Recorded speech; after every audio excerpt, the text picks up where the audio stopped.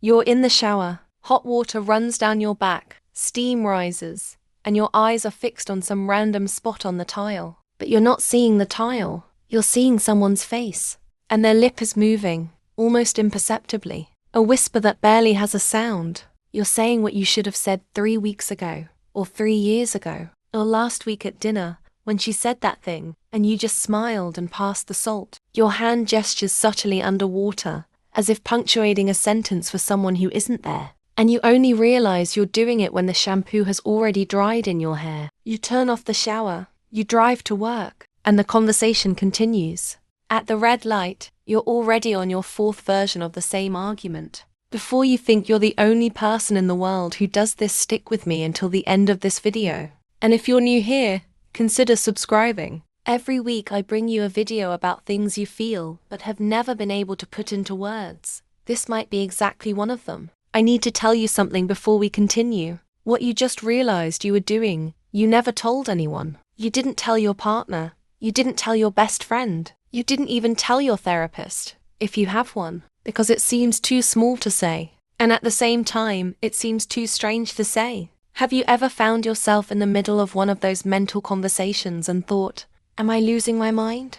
Is there something wrong with me? Normal people don't do that, do they? Normal people don't drive for 30 minutes arguing with a boss who isn't even in the car. I want you to listen carefully to what I'm about to say. You're not crazy. You're not losing your mind. You're doing something your mind was literally designed to do, and you're doing it with an intensity that has a reason. It has an origin. It has a name. Millions of people right now, as you watch this video, are having conversations that will never happen. On the subway, in the supermarket line, washing dishes, before bed, staring at the ceiling, blanket up to their chin, rehearsing what they would say to their mother if their mother ever asked the right question. Nobody talks about this because it seems like a confession of instability, but it's the most human thing there is. And if you see yourself in my words right now, I need you to take a deep breath, because I'm going to explain exactly what's happening inside you. And when you finish this video, this behavior will stop being a symptom of something wrong and will start being evidence of something important about who you are.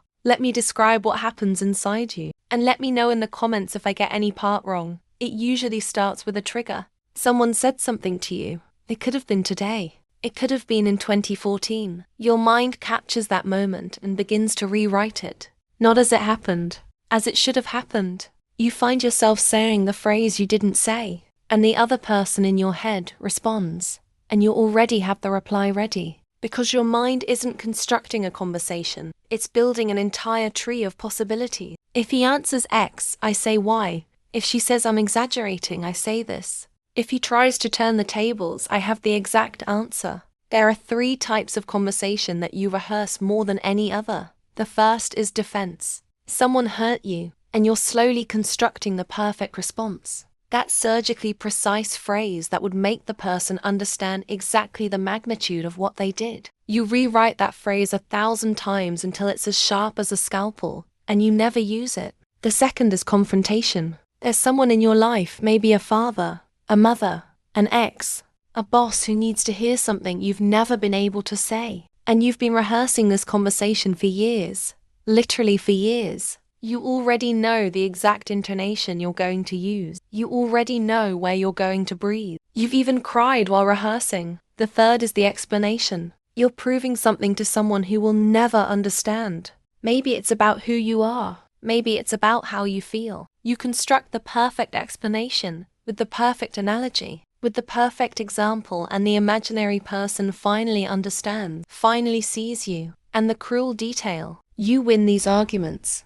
Every time. You are eloquent, articulate, devastating. And when the real situation arrives, if it arrives, your mouth fails you. The words evaporate. You leave feeling like you failed yourself. And your body participates in all of this. Your heart races. Your jaw clenches. Your breath becomes short. During a conversation that isn't happening, that may never happen. You might be thinking now, but I know this isn't real. Why can't I stop? And that's exactly the right question. Because the answer isn't in your willpower. The answer lies in something that happened long before you could choose. You weren't born rehearsing conversations. At some point, Something taught your mind that entering a real conversation without protection was dangerous. Perhaps you grew up in a home where expressing your feelings had consequences. Perhaps you would open your mouth to talk about something important, and the subject would be changed. Perhaps you would cry and be told you were being dramatic. Perhaps you would express anger and be punished with silence. Perhaps you would say you were afraid and be told that fear is for the weak. It didn't have to be violent. Sometimes it was just subtle, a sigh, an eye roll, a phrase like, "Here you go again," and a child learns quickly, learns that some things are costly to say, and starts to do the math before speaking. Is it worth it? Will it cause problems? Will it be worse later? Over time, this calculation becomes automatic, and your brain develops an internal simulator, a safe place where you can test all the answers before risking saying any aloud. A place where you can be eloquent without being punished, where you can be angry without being abandoned, where you can be whole. Bessel van der Kolk, author of *The Body Keeps the Score*, talks a lot about hypervigilance. It's a state in which your nervous system is constantly scanning the environment for threats, even when there are none. Children who grew up in emotionally unpredictable environments develop this almost as second nature. You learn to anticipate the storm before it arrives. And rehearsing conversations is a form of hypervigilance. You're pre-experiencing the conflict, so you won't be caught off guard. Susan Nolen-Hoeksema, a Yale psychologist who dedicated her entire career to studying rumination, discovered something important. Rumination is not a character flaw. It is a neurological pattern that forms early in minds that have learned that processing pain alone is safer than risking processing it with someone else.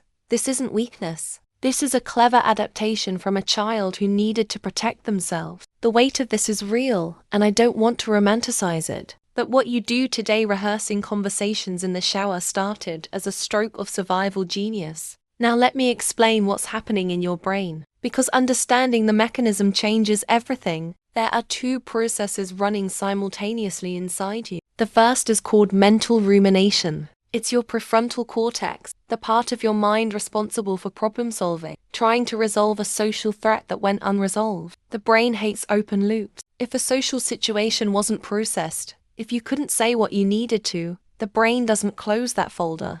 It keeps going back to it, always. The second process is called social simulation. It's an evolutionary function. Humans survived in part because they can simulate social scenarios before experiencing them. Imagining how a conversation might go, how the tribe might react, how to negotiate an alliance. It's a powerful skill, but in minds that learned early on that the social world is dangerous, this simulator goes into overdrive. It doesn't shut off. And that's where the default mode network comes in. It was mapped by Marcus Rachel, a neuroscientist at the University of Washington. It's the brain network that activates when you're not doing anything specific, when you're in the shower, driving, brushing your teeth, washing dishes. It's the brain in idle mode. In people with hypervigilance and a history of emotional trauma, the default mode network doesn't remain idle. It works. It pulls pending conversations from the archive, reopens them, tries to resolve them, closes them, reopens them, tries again. And here's a fact that might surprise you. Your brain doesn't distinguish very well between a real conversation and an imagined conversation with intense emotion. The same areas are activated. The same hormonal cascade occurs. That's why you finish a conversation that only happened inside you and you're exhausted. Because, neurochemically, you had the conversation. This isn't your mind being broken. It's your mind working overtime to protect you from something it still thinks could hurt you. It's working. It's looking after you in the only way it's learned. If this video has made sense to you so far, leave a like and comment with a word that describes how you're feeling right now. It can be just one word. I read them. Now I need to show you something that no one has told you about yourself. This behavior that you're hiding, this very behavior reveals 4 rare qualities. And I want you to read each one carefully, because you've spent years thinking it was a flaw, but it was information. The first is that you consider the consequences before speaking. You don't hurt people impulsively. You don't blurt out a venomous phrase and pretend it was unintentional. When something comes out of your mouth, it has been carefully considered. In a world full of people who say what they think without any filter, you are someone who carries weight. This has a cost, but it has dignity. The second is that you have a rare capacity for projective empathy. You can, with impressive ease, get inside someone else's head. You rehearse what the person will answer because you can predict their internal logic. This is a skill that exceptional therapists, writers, mediators, and teachers develop through years of practice. You developed it early, on your own, out of necessity, but it remains a skill. The third is that you process things deeply before acting. Your decisions, when they come, are carefully considered. You're not the kind of person who regrets saying something stupid in a meeting the next day. You're the kind of person who thought, reconsidered, and when you finally spoke, you spoke with weight. The fourth is that you have a sophisticated emotional vocabulary. You can name what you feel with nuance. And do you know why? Because you've spent years building sentences internally. You've silently conjugated feelings thousands of times. Other people have difficulty saying if they are sad or angry. You can say that you are in a mixture of hurt, exhaustion, and an old disappointment that you hadn't finished resolving. In a culture that rewards quick reactions, immediate posts, and unthinking opinions, you are someone who still weighs their words before releasing them into the world. That is rare. Yes, this will cost you attention in some environments.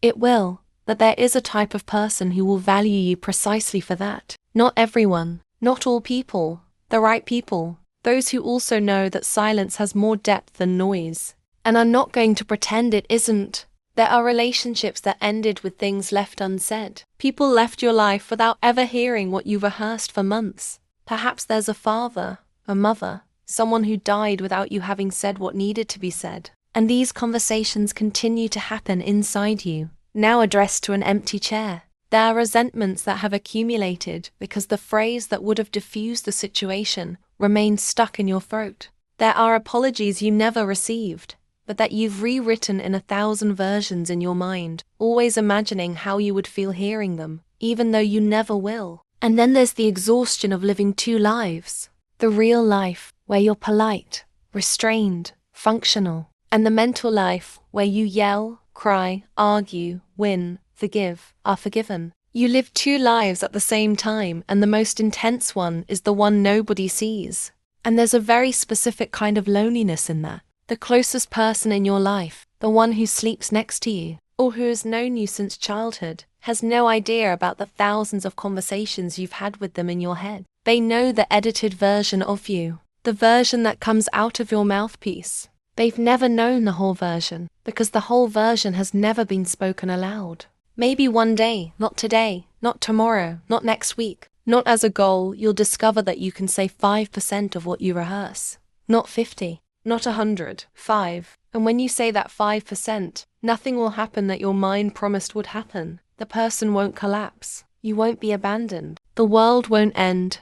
That 5% doesn't come from willpower. It doesn't come from forcing yourself. It comes from your nervous system, slowly, in some relationship, with some person, discovering that this time it's safe. It comes from the repeated experience that saying no cost what it used to cost. You don't need to do anything with this information today. Just keep it. And before I finish, I want to tell you something. And maybe it's the phrase you'll want to remember from this entire video. The 1,000 conversations you had alone weren't madness. They were your mind silently trying to process everything that was never safe to say out loud. You have permission to continue being the way you are. You don't need to become the extroverted person who blurts out their feelings without a filter. This world already has too many of those people. You were something else. You were someone who thinks before speaking. And that, in some places, is exactly what is lacking. And if one day the inner silence lessens, it won't be because you've healed. It will be because you felt safe enough, with the right person, at the right time, to let a sentence out without revision. And that will be a release, not a victory. You're not alone in this. There are millions of people right now rehearsing shower conversations. Some are watching this video along with you. You'll never meet them, but they exist. And they thought they were crazy too, until someone put it into words. If this video finally put into words something you've been rehearsing for years without ever saying out loud, leave a comment, even if it's just one word. Leave a like, because it helps this video reach someone who needs to hear it tonight before bed. And the next video, which is appearing on the screen now, is for you too. I'll see you there.